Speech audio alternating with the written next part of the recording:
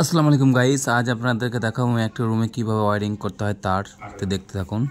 এটা তিনটা দেখছেন, এই তিনটে হচ্ছে দুটো, একটা 2 ওয়াই লাইনে দুটো করে তার লাগে, তো আপনার 2 ওয়াই লাইন তিনটে হবে এবং একটা হচ্ছে আপনার লাইটের পয়েন্ট এর জন্য, একটা হবে ফ্যানের জন্য, আর একটা হচ্ছে আপনার একটা টিভির জন্য। তিনটে 2 ওয়াই তার এবং এগুলো হচ্ছে সিঙ্গেল লাইন, যেরকম আপনার একটা টিউব লাইট চলবে, একটা হোল্ডারের জন্য, জিরো ওয়াটের জন্য, প্যানেল লাইটের জন্য, এইসব বা একটা ঝাড়ের জন্য। এই জন্য অনেকগুলো সিঙ্গেল সিঙ্গেল টানা হয়েছে।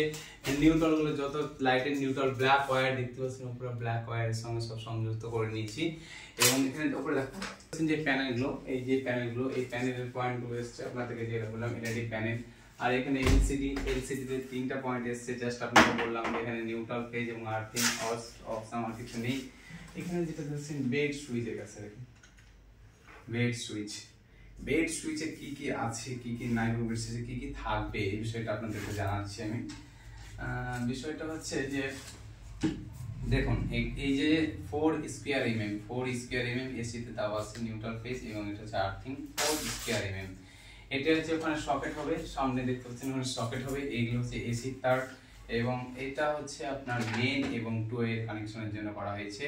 তো মেন দেখছেন যে এই যে ব্লু দুটো আছে এবং এই ব্ল্যাক ওয়্যার আছে, এই যে ব্ল্যাক ওয়্যার ব্লু,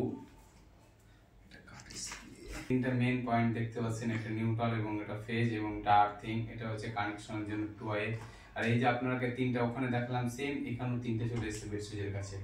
তো এই ছিল আমার আজকের মূল ভিডিও। তো কেমন লাগলো এবং যারা বুঝতে পেরেছি না পেরেছেন কমেন্টের মাধ্যমে জানাবেন। নেক্সট ভিডিওর মাধ্যমে আপনাকে সেই স্টেপটা বুঝিয়ে দেওয়া হবে, এবং অবশ্যই আমার পাশে থাকবেন, চ্যানেলটিকে সাবস্ক্রাইব করবেন এবং ভিডিওটিকে বেশি বেশি করে শেয়ার করবেন, এবং যারা ফেসবুক থেকে দেখছেন ফেসবুক পেজটিকে ফলো করবেন এবং লাইক কমেন্ট শেয়ার করতে ভুলবেন না। ধন্যবাদ।